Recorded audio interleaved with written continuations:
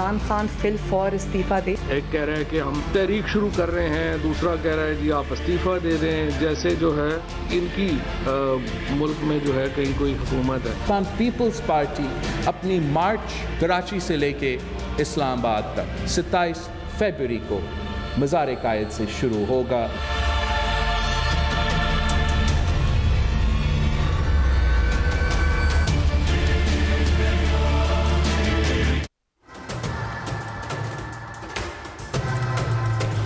Welcome to Newsland. मैं हूं doctor Maria Zulfiqar Khan.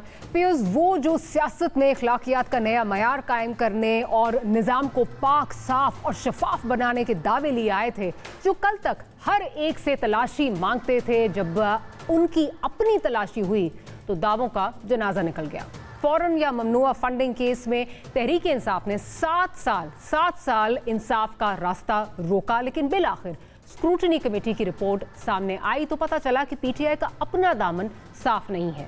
यहाँ भी फंड्स मुलाजमीन के नाम पर निकले, बैंक अकाउंट्स खुफिया पाए गए, डोनर्स की लिस्ट में वो दोस्त भी पाए गए जिन पर हुकूमती दौर में नवाज़शात भी हुई हैं। सादिक अमीन के अदालती सर्टिफिकेट पर हमेशा बड़ी बड़ी बातें करने वाले इमरान खान साहब के ईसीपी को दिए गए सर्टिफिकेट में भी झोल निकल आया। मुख्तसर ये कि पीटीआई उन तमाम मयारों पर पूरा ना उतर सकी जो इसने दूसरों के लिए कायम कर रखे थे। अब होगा क्या, ये एक सवाल है। नून लीग वजीर आजम से इस्तीफा, रिपोर्ट पर अदालती कार्रवाई मांग रही है। बिलावल धरना देने आ रहे हैं। 2 हफ्ते बाद ईसीपी में इस केस पर पब्लिक हेयरिंग का आगाज होने जा रहा है। खुद वजीर आजम आइंदा 3 माह को अहम करार दे रहे हैं और ऐसा वो महंगाई के नाम पर कर रहे हैं। लेकिन क्या वाकई आइंदा 3 माह महंगाई के हवाले से अहम है, या ईसीपी से हुकूमत के खिलाफ कोई ऐसा फैसला आ सकता है जिससे पीटीआई की पहली से गिरती हुई साख को मजीद धचका लग सकता है? क्या बात सिर्फ जुर्माने तक जा सकती है, या पीटीआई के सियासी टाइटैनिक के डूबने के चांसेस जो हैं वो काफ़ी ब्राइट हैं? इस पर बात करेंगे। हलीम आदिल शेख साहब हमारे साथ मौजूद हैं। पाकिस्तान तहरीक इंसाफ से आपका ताल्लुक है। आज धामरा साहब हमें ज्वाइन कर रहे हैं। पाकिस्तान पीपल्स पार्टी से आपका ताल्लुक है और कुछ ही देर में हमें हिना परवेज़ भट्ट साहिबा भी ज्वाइन कर लेंगी। पाकिस्तान मुस्लिम लीग नवाज से आपका ताल्लुक है। तो धामरा साहब, आगाज़ करती हूँ शहबाज शरीफ साहब की स्टेटमेंट से। उनका ये कहना है कि जी बाहर से और किसने कितना पैसा दिया इसकी मजीद तहकीक अभी बाकी है। पीटीआई के इंटरनेशनल अकाउंट्स की तफसील सामने लाई जाए। गैर मुल्की अफराद और कंपनियों से गैर कानूनी पैसा लेने वाले जौहरी पाकिस्तान के लिए खतरा हैं। क्या कहेंगे आप इस पे? जी, ये मुझसे सवाल है आपका? जी जी दामरा साहब आपसे, हलीम आदिल साहब आपसे। आपने तो धामरा साहब से पूछा था, लेकिन चलिए मुझसे कर लिया। सबसे पहले तो मैं डॉक्टर साहिबा आपसे कहूँगा कि आपने जो इंट्रो दिया है ये किस जगह से आपने उठा लिया? स्क्रूटनी कमेटी की रिपोर्ट आई है। स्क्रूटनी कमेटी की रिपोर्ट पर जहां पॉलिटिकल लोगों ने अपने तबसरे किए, हमने अपना जवाब दे दिया उसमें, और अल्टीमेटली उसकी हेयरिंग होनी है। 2 अकाउंट्स ऐसे हैं जो कि डबल काउंट हुए हैं। कहाँ से किसने कह दिया कि उसमें ये हो गया, उसमें वो हो गया, दामन पाक नहीं निकला, साफ नहीं निकला? मतलब ये आपका काम तो नहीं है। सियासतदान कह सकते हैं एक दूसरे को। कौन सी स्क्रूटनी कमेटी में लिखा हुआ है? आपने उसको लेके अपने हिसाब से नैरेटिव बनाया, चलाना है। मुझे बताइए, दामन पाक नहीं है, दामन साफ नहीं है, ये कहाँ लिखा हुआ है? पहले तो आप मुझे जवाब दीजिए ना। आप लोग जब इंट्रो देते हैं, पहले आपको इंट्रो आप बताइए कि स्क्रूटनी कमेटी में ये आया 31 जो है करोड़, उसका हिसाब ऐसे नहीं आया, उसका हम जवाब दे सकते हैं अपने तरीके से। आपने कहना उसमें कहना पाकन दामन साफ नहीं है, दामन पाक नहीं है, पकड़े गए, फंस गए। एक तो ऐसा कुछ नहीं है। स्क्रूटनी कमेटी ने अपनी रिपोर्ट दे दी है, अब हमें हियरिंग में उसका जवाब देना है। पॉलिटिकली उसका हम जवाब दे चुके हैं। मैं समझता हूँ उसके अंदर वाजे हो चुका है कि वाजे पहली पार्टी है जो ओवरसीज पाकिस्तानी हो या हमारे पाकिस्तानी हो, जो अवाम की फंड रेजिंग से चलती है, न भत्ते पे चलती है, न कमीशन पे चलती है, न जाली अकाउंट पे चलती है, न चोरी पे चलती है, न करप्शन पे चलती है। और आप लोगों ने माशाल्लाह वही नैरेटिव बना के चलाना शुरू कर दिया। ये अच्छा नहीं होता तरीका। जो स्क्रूटनी कमेटी कह रही है आप वो बात कीजिए, हम उसका जवाब देंगे। बिल्कुल, आप अपना इंट्रो रिपीट कीजिए और बताइए कि कहाँ लिखा हुआ है। ये आपसे मैं इसी शो के अंदर जवाब लूंगा। आपको अभी दे देती हूँ, इसी शो का ज्यादा देर इंतजार नहीं करवाऊंगी आपको, मैं ज्यादा इंतजार नहीं करवाऊंगी, मैं ज्यादा इंतजार नहीं करवाऊंगी आपको। एक तो ये जी जी, अब देखिए मैंने रिपीट करना आपने। अच्छा अब मेरी अगर आप गुजारिश सुन लें, आपने बात की, मैंने मैं आपको टोका नहीं, मैंने आपकी बात सुन ली। अब एक काम है कि आजकल पीटीआई ना वैसे ही मेरा ख्याल है मीडिया वालों से काफ़ी नाला रहती है। इसके मैं अगर आपको निकाल के दिखाऊं इस तरह के इंट्रोज, जब पैनामा की हेयरिंग्स होती थी तो आप लोग कितना खुश होकर उस पर जो है वो हमारे ही एनालिसिस आपको बहुत पसंद आते थे। आज एनालिसिस जब उस दूसरी तरफ चले गए, जो कि हमारा काम है, हम एनालाइज कर सकते हैं, आपको आज वो चीज़ें बुरी लगने लग गई हैं। अब आपने ये बात की कि कहाँ क्या लिखा हुआ है। अच्छा जी, आप अब ये कह रहे हैं जी हमारे तो 10 अकाउंट हैं, 6 अकाउंट हैं, पता नहीं कितने अकाउंट हैं। अगर सफ़ा नंबर 92 का आप ज़रा रुख करें, स्क्रूटनी कमेटी की जो रिपोर्ट है उसमें बाकायदा कहा गया है कि जी आपने जो है number of PTI accounts declare जो ईसीपी के सामने हैं वो 12 हैं, number of PTI accounts SPB में कितने हैं वो 65 हैं। ठीक है, ये मैं नहीं कह रही, ये स्क्रूटनी कमेटी जो है वो कह रही है। फिर आप बात कर रही हैं पीटीआई जो है वो वाहिद पार्टी है जिसको बाहर से जो है वो लोग इतना ट्रस्ट करते हैं। बिल्कुल जी ट्रस्ट करते हैं। सिर्फ ये बता दीजिए कि जो ये वोटन क्रिकेट लिमिटेड है, ये कौन इसको ओन करता है और क्या ये ममनुआ फंडिंग के जुमरे में आता है या नहीं आता? अगर आप जवाब देना चाहें तो मैं इंतजार कर रही हूँ उसका। बहुत सारी और भी चीज़ें, लेकिन फिलहाल मेरा ख्याल है इस पर रोक देते हैं। मुझे ये बता दीजिए। मैं जवाब दे रहा हूँ। जी हमारी कोई भी ऐसी फंडिंग नहीं है जो ममनुआ फंडिंग में आती हो। अब जब पब्लिक हेयरिंग होगी हम उसका जवाब दे देंगे। आपने कहा पनामा में मैं क्या अच्छा लगता था, आज क्या बुरा लगता है। मैं आज के शो में आपके इंट्रो पे आज जवाब मांग, मैं 3 साल पुराना मुझे कुछ याद नहीं है। मैं कह रहा हूँ कि ये जो इंट्रो आप लोग स्टार्ट करते हैं चलेगा नहीं, लाजिम बात है। जो सवाल है इस एक नहीं बड़ी मेमोरी हमारी सारी ठीक है, लेकिन इतनी कम नहीं है कि आपके इंट्रो को मैं जाने दूं। बराए करम उस मवाद पे जाइए, ना हंसने की जरूरत है, ना कहकाओं की जरूरत है। ये तो 2 और 2 3 और 2 और 2 4 की बात है। हमें बिल्कुल हम नहीं अलाउ करेंगे कि जो चीज़ है। बाकी पूछे ना, पीपल्स पार्टी ने, नून लीग ने, आए ना पब्लिक करे, सब लोग अपने आप का पता चलेगा। पापड़ वाले से कितने पैसे आए, जो रक्षा वाले कितने पैसे आए, टीटी वाले कितने पैसे आए, पता चलेगा। उसके शुगर मिल की कमीशन में इतने पैसे आए, मोटरवे की कमीशन में इतने पैसे आए, ओमनी से इतने पैसे हैं, वो पता चलेगा।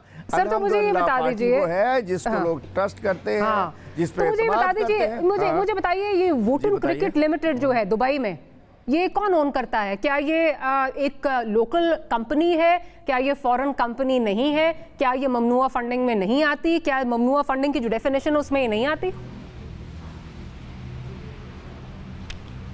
देखिए इसका, चूंकि मैंने तो पढ़ा नहीं, हमारे फरूख हबीब साहब इसको डील कर रहे हैं। अच्छा। इसका जवाब दे देंगे। बाकी इंशाल्लाह जो भी सवालात होंगे, फिर मेरा ख्याल है फिर गुजारिश हलीम आदिल साहब, फिर गुजारिश ये कि रिपोर्ट एक दफा पढ़ लीजिए, बजाय इसके कि आप मुझसे जो सवाल कर रहे हैं कि कहाँ ये लिखा और कहाँ वो लिखा। नहीं, गुजारिश मेरी भी अरे सुने, मेरी गुजारिश सुन लीजिए। मुझे रिपोर्ट पढ़ने की जरूरत नहीं। मेरे पास मेरा नैरेटिव मौजूद है, मेरे पार्टी का नैरेटिव मेरे पास मौजूद है। मैं नहीं मानना। रिपोर्ट के अंदर जो कुछ है बड़ा, उसकी जो आउटकम है, आउटकम मेरे पास मौजूद है। और उसका जो फोरम होगा जवाब दे देंगे। मैं कोई कोर्ट में नहीं खड़ा हुआ। आप मुझे स्टिक नंबर 12 का पैरा वो निकाल दें, मैं तो ओवरऑल बात कर रहा हूँ आपसे।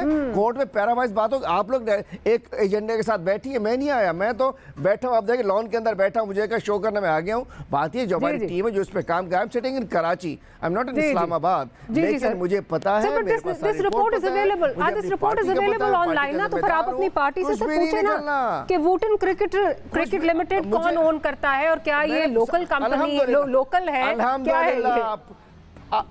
पूछ लेंगे।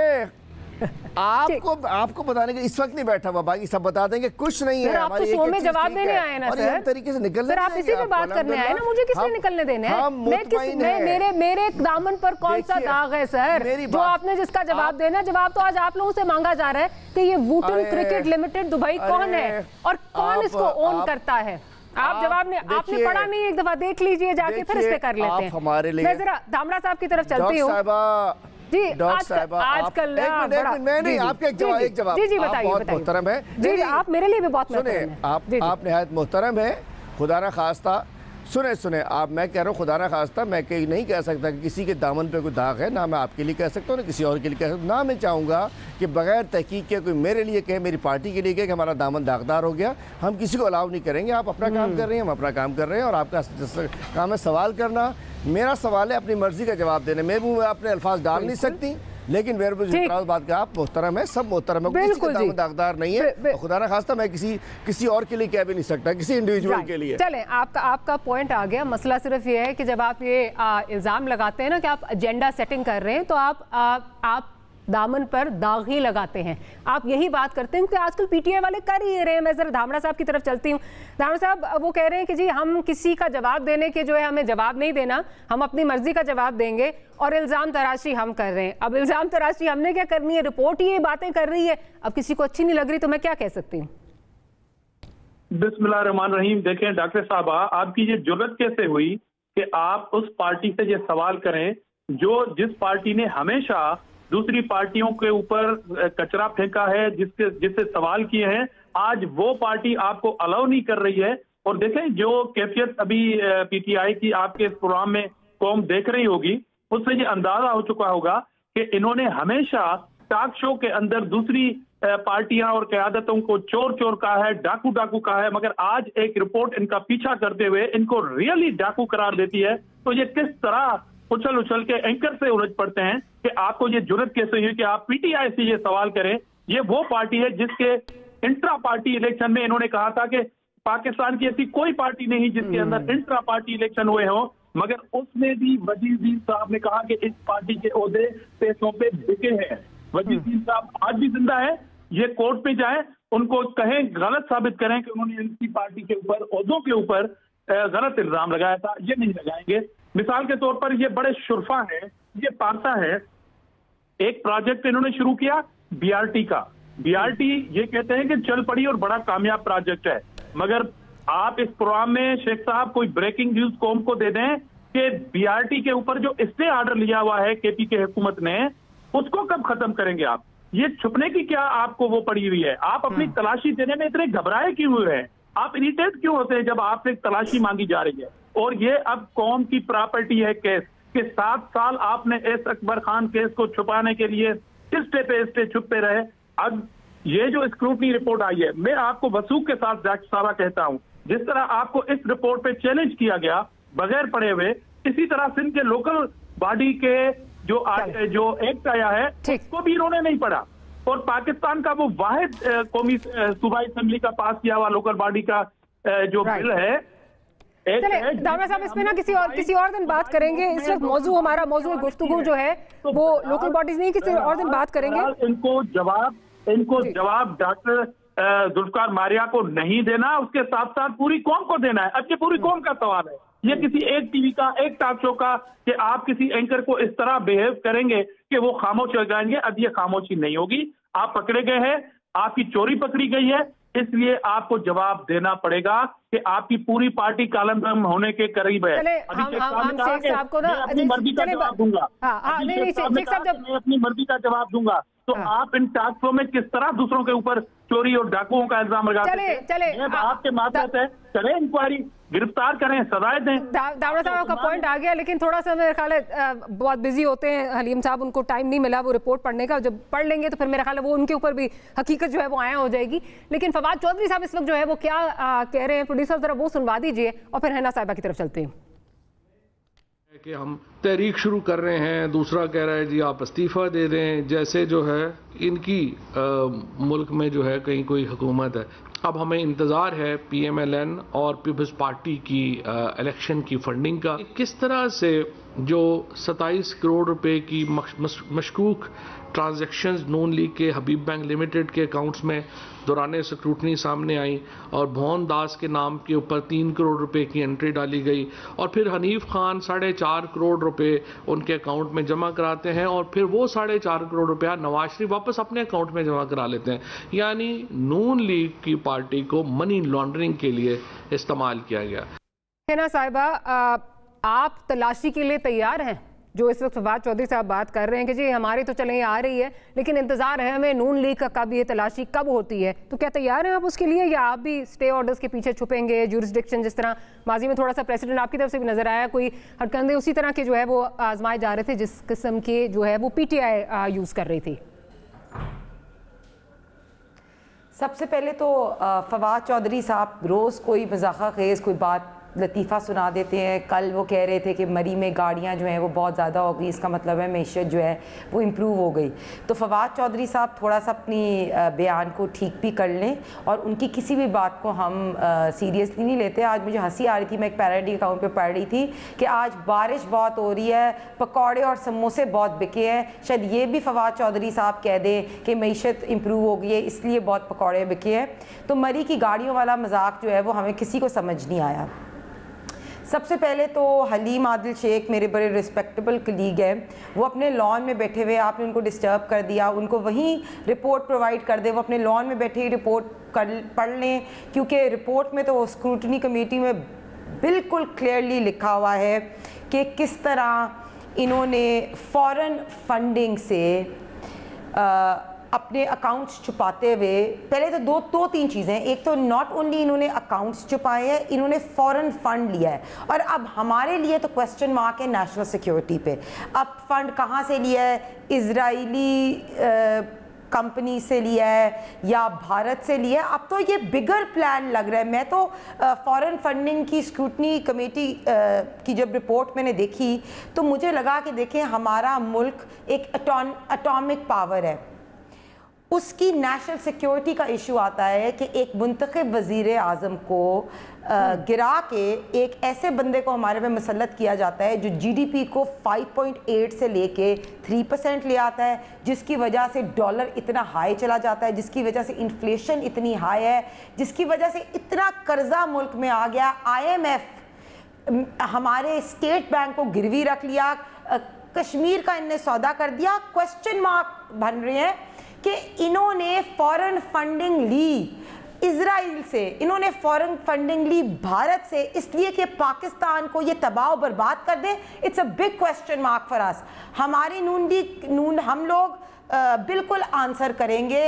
पीपल्स पार्टी के जितने अकाउंट्स हैं, PMLN के जितने अकाउंट्स हैं, इनकी तरह हम 7 साल जो है ना वो बचते नहीं रहेंगे। आप मेरी बात सुने, इनके founding member Akbar S Babar ने इन पे इल्ज़ाम लगाया, इन पे इल्ज़ाम नहीं लगाया, अकबर एस बाबर क्योंकि कोर पार्ट थे PTI का, उन्होंने कहा कि PTI की जमात जो है वो फॉरेन फंड से बनी है। और मेरी बात सुने, जितनी भी आप अभी कर रही थी, अबराज ग्रुप हो, चाहे इजरायली कंपनी हो, चाहे भारतीय कंपनी हो, फर्स्ट ऑफ ऑल इन्होंने क्यों छुपाए अपने अकाउंट्स? पहला क्वेश्चन। दूसरी बात, वो PTI के 4 मुलाजिम जिनके पर्सनल अकाउंट में पैसे आए वो क्यों आए? ये तो स्टेट बैंक ऑफ पाकिस्तान ने बता दिया या स्क्रूटनी कमेटी ने, इंडिपेंडेंट ऑडिटर्स ने बता दिया। ये 7 साल से कहाँ भाग रहे हैं? देखिए ना, इससे पहले ये इमरान खान साहब जो मिस्टर क्लीन बनते हैं, आपको पता है कि ट्रांसपेरेंसी इंटरनेशनल की रिपोर्ट ने भी कहा कि करप्शन इंडेक्स इंक्रीज हुआ, तब भी हमें पता था ये बंदा करप्ट है। जब आटा चोरों की बात होती है, चीनी चोरों की बात होती है, रिंग रोड स्कैंडल की बात होती है, अद्वियात चोरों की बात होती है, यहां तक कि इनकी हुकूमत ने कोरोना का भी फंड चोरी किया जो ऑडिटर जनरल की रिपोर्ट पे आया। अब मियां साहब ने आज बड़ी अच्छी बात की, बनारसी ठग। बिल्कुल इमरान खान साहब एक बनारसी ठग की तरह है, जिसने फॉरेन फंडिंग ली है, जिसने इजरायली और भारत के मुल्कों से पैसे लिए हैं, जिसने अवाम के पैसे खाए हैं, जिसने टैक्स चोरी किया। आ गया है ना साहिबा, मुझे एक छोटी सी जो है वो ब्रेक की तरफ जाना है। ब्रेक के बाद जब हाजिर होते हैं तो शुएब रज़ाक साहब सीनियर एडवोकेट है, हमारे साथ मौजूद होंगे। उनसे पूछेंगे कि ये केस किस तरफ उन्हें जाता हुआ नजर आ रहा है, इस केस के जो मेरिट्स हैं उस पर बात करेंगे। That and much more right after short break. Do stay with us.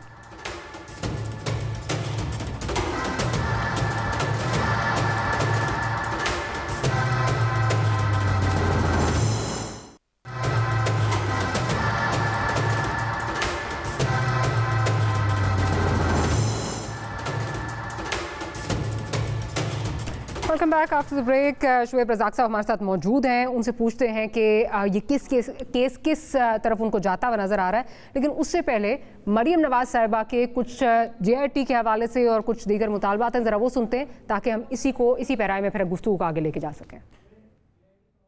Imran Khan fill four इस्तीफ़ा दे, उनकी जमात के खिलाफ कार्रवाई होनी चाहिए। जिस तरह नवाज शरीफ के खिलाफ एक झूठे इल्ज़ाम के अंदर JIT बनी थी, इसी तरह सुप्रीम कोर्ट के एक जज की ऊपर तैनाती होनी चाहिए। रोजाना की बुनियाद के ऊपर इमरान खान का केस चलना चाहिए। अच्छा शोएब साहब, ये बताइए कि ये ममनुआ फंडिंग का केस है और as per political parties order 2002 at best जो है वो फंड्स की जो फंड्स ममनुआ फंड्स थे उनकी कॉन्फिस्केशन हो सकती है। क्या ये बात हो रही है कि जी डेजोल्यूशन होनी चाहिए, क्या पार्टी खत्म हो सकती है, डिसॉल्व हो सकती है? देखिए मारिया, पार्टी तो खत्म करना तो एक बहुत ही ड्रास्टिक मैयज होते हैं। पार्टी एक इंस्टीट्यूशन बन चुका है जिसमें बहुत सारे लोगों की शमूलियत शामिल है, तो इसमें तो अभी एक तो मारिया दूसरी बात यह है कि अभी तो स्क्रूटनी कमेटी की एक रिपोर्ट आई है। जिस तरह हुक्मरान जमात के बहुत सारे वजीर किसी पे चलान पेश होता है तो उसको सामने रख के तो प्रेस कॉन्फ्रेंस शुरू कर देते हैं, हालांकि वो अभी तो इलेक्शन कमीशन ने कोई फैसला नहीं किया। तो स्क्रूटनी कमेटी की एक तो रिपोर्ट आनी है, उसके बाद इलेक्शन कमीशन ने फैसला करना है, उसके बाद वो मैटर जाएगा सुप्रीम कोर्ट में और फिर आगे उसका रिव्यू भी है। तो ये प्रोसेस बहुत लंबा है। मेरी अपनी जाती राय में इतना ड्रास्टिक और कितना टाइम का ये प्रोसेस आपको नजर आता है, बेयरिंग इन माइंड हमारे यहाँ किस तरह केसेस मूव करते हैं? क्या लगता है आपको, कितना टाइम फ्रेम क्या इसका आप देखते हैं? देखें ना, ये मामला अभी 8 सालों में सिर्फ इलेक्शन कमीशन ने